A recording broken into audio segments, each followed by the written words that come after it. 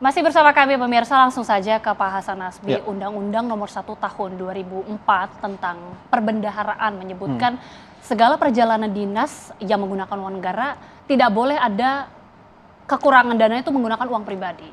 Bagaimana tanggapan langsung dari Pak Hasan? Kalau begitu saya sudah ditangkap. Saya 1 tahun mimpin kantor nggak ada anggarannya, saya pergi pakai uang sendiri. Terus mau apa? Operasional hari-hari pakai uang sendiri. Terus mau apa? Kenapa bisa begitu? Belum ada anggarannya. Karena lembaga baru itu butuh waktu mungkin berapa, 1 tahun baru bisa dapat anggaran. Nah, kalau perjalanan dinas kan tidak baru.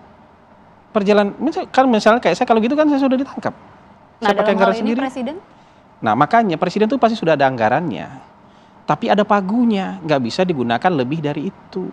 Tapi kalau ada kebutuhan Presiden lebih dari itu, ya beliau keluar uang sendiri lah. Berapa banyak yang dikeluarkan Presiden? Ya walau alam kan saya nggak maksud saya gini, ini pejabatnya begini aja. Kita nih anggaran perjalanan kadang-kadang nggak sesuai dengan standar kita nih. Misalnya kamar hotel ada pagunya. Kalau kita pengen upgrade kamar, pagunya misalnya 4,5 juta, ya 4,5 juta aja yang dibayar oleh negara. Tapi kalau harga kamar kita 7 juta, sisanya kita yang nambah. Itu kejahatannya di mana? Maksud saya begitu. Maksud saya itu. Oke. Tapi begini Bang, Maksud saya begitu. sebagai penasehat khusus Presiden ya, apakah ini tidak menjadi pertimbangan? Artinya ketika memang sudah ada pagu yang harus sudah melebihi begitu ya, apakah tidak menjadi evaluasi? Seharusnya kunjungannya tidak dikurangi, frekuensinya tidak usah ditambah lagi. Bukan kayak gitu. Sekarang kan efisiensi itu macam-macam. Kalau dulu rombongannya bisa lebih dari 100, sekarang tinggal 50 sampai 60. Itu kan efisiensi. Ketika misalnya dulu berangkat misalnya beberapa pesawat, sekarang 1 pesawat 1 rombongan. Kalau dulu menteri bejibun yang ikut, sekarang menteri yang ikut cuma 4 atau 5. Itu kan efisiensi. Maksud saya itu efisiensi itu macam-macam. Kalau kebutuhan kita, ada pertimbangan-pertimbangan. Kita ini kan kadang-kadang ngelihatnya, ngapain sih. Tapi pemerintah itu punya pertimbangan, kita butuh ini. Kita butuh ngomong sama orang ini. Untuk kepentingan nasional kita. Kalau kita yang butuh, kita yang datang. Ini kan ada gestur-gestur diplomasi itu juga penting untuk dipertimbangkan. Nggak semua orang mau paham dengan ini. Tapi yang pasti Presiden ke sana nggak jalan-jalan. Ini kan kalau ada kelebihan yang kita pakai ini nggak ada lagi sudah di atas pagu negara, kita bayar sendiri. Tapi kalau selama masih dalam pagu negara, ya itu dia dibayar oleh negara. Sesederhana itu aja sih sebenarnya. Oke. Gitu. Kita akan lihat bagaimana kemudian juga apakah memang sebanding juga dengan nilai investasi yang kemudian dikatakan Seskap dibawa ke Indonesia dari hasil kunjungan ini. Ya. Tapi melihat kondisi saat ini, kondisi ekonomi global juga yang tidak baik-baik saja. Kamu bicara kondisi ekonomi global tidak baik-baik aja. Tapi ketika pemerintah berusaha untuk menjalin hubungan baik dikritik, itu kan aneh. Salah satu upaya. Kita sepakat nih kondisi ekonomi global nggak baik-baik aja.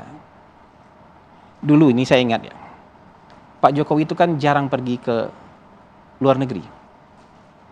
Tapi ada presiden datang ke Ukraina, Pak Jokowi pernah datang ke Ukraina langsung dan datang ke Rusia. Untuk apa? Untuk ngelepasin kapal isi gandum supaya bisa jalan ke Indonesia. Kadang-kadang hanya untuk bisa dapat permit kapal berisi gandum untuk ke Indonesia, presiden kita harus datang sendiri ke tempat itu. Kita nantikan juga bagaimana diplomasi luar negeri yang dilakukan begitu. Presiden saat ini. Oke, kalau kita bicara kondisi ekonomi dalam negeri dulu, Pak Hasan. Ya. Melihat rupiah saat ini sudah melemah, sudah 18.000 rupiah per dolar Amerika Serikat. Bagaimana strategi langsung dari pemerintah, dari istana sendiri bagaimana? Kalau strategi nanti tanyakan detailnya ke kementerian yang menaungi bidang ekonomi. Karena mereka yang lebih paham soal strategi. Tapi saya mau bilang begini. Ini kan pemerintah punya pendirian. Ya, misalnya begini. Ada praktek yang sudah lama terjadi. Semua pelaku pasar tahu, tapi tidak mau membicarakannya. Apa itu? Under invoicing, transfer pricing, semua orang tahu, semua orang mengakui itu terjadi, dan sudah berpuluh-puluhan tahun. Kalau ini dilanjutkan, mungkin kita nggak cuma demam, tapi kita gagal organ nih. gagal ginjal, gagal jantung dan segala macam. Karena kekayaan kita nggak kita yang menikmatinya. Kekayaan kita disimpan di luar negeri dengan nggak dinikmati oleh rakyat Indonesia. Nah, sekarang kita mau membuat sebuah kebijakan yang radikal. Sebuah kebijakan yang mungkin perubahannya agak-agak drastis. Kita nggak mau lagi ada under invoicing. Semua barang komoditas unggulan yang keluar dari Indonesia harus tahu kita harganya berapa. Sehingga kita royalti, pajak dan segala macamnya negara nggak rugi. Ya kan? Harus juga dikeluarkan dari Republik Indonesia dengan harga pasar, bukan dengan harga deal-dealan, sementara yang jual dengan harga pasar dari negara lain. Jadi negara kita nggak rugi. Tapi tentu ada yang merasa terganggu dengan kebijakan ini. Dan yang merasa terganggu dengan kebijakan ini itu bukan orang main-main. Siapa? Itu orang yang dengan kapital yang sangat besar. Negara-negara yang juga mungkin selama ini diuntungkan itu nggak cuma 1-2 miliar, tapi sekian ratus, sekian puluh atau sekian ratus triliun. Dan kan pasti ada orang yang terganggu. Nah, orang yang terganggu ini pasti melakukan perlawanan balik. Baik melalui opini, baik melalui menekan rupiah, baik dengan menekan pasar supaya apa? Supaya kita kompromi. Kita udah pernah mengalami ini kok. Waktu dulu Presiden Jokowi melarang ekspor nikel mentah. Harus lewat smelter dulu di sini baru bisa diekspor. Kita di ban sawit. Sawit kita di ban oleh WTO. Sawit kita di-ban oleh Eropa.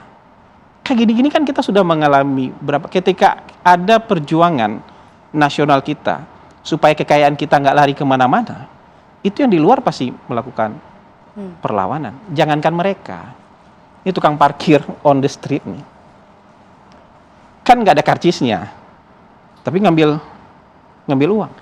Coba deh pemerintah taruh meteran parkir di situ, kalau nggak rusak habis itu. Kang parkir aja bisa ngelawan tuh kalau misalnya. Oke. Apalagi kapital-kapital besar seperti itu. Jadi kita mungkin harus sadar nih sebagai sebuah bangsa bahwa dasar berpikir presiden ingin menyelamatkan kekayaan negara. Ingin supaya juga uang yang bersumber dari alam Indonesia itu parkirnya di Indonesia. Supaya bisa dinikmati. Tapi kita juga harus akui ada yang nggak senang. Dan yang nggak senang ini ukurannya nggak main-main, raksasa-raksasa semua. Dan kalau mereka ngelawan, kita juga pasti demam.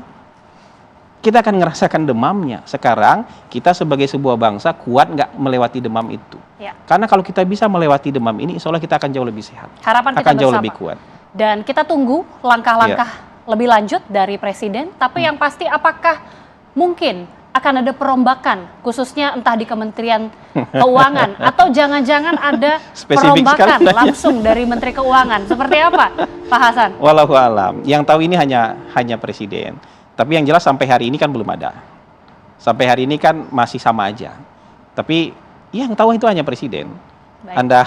Anda tanya ke saya gitu, berapa kali pun saya pasti nggak akan tahu jawabannya. Karena itu hak prerogatif Presiden. Baik, kita akan nantikan bagaimana langkah selanjutnya. Tapi terima kasih sekali lagi Penasehat Khusus Presiden Bidang Komunikasi Pak Hasan Hasbi sudah meluangkan waktu di One on One. Sehat selalu, terima kasih. Dan informasi tadi juga sekaligus menutup perjumpaan kita di One on One. Saya Adita Malika mengucapkan terima kasih. Selamat malam, sampai jumpa.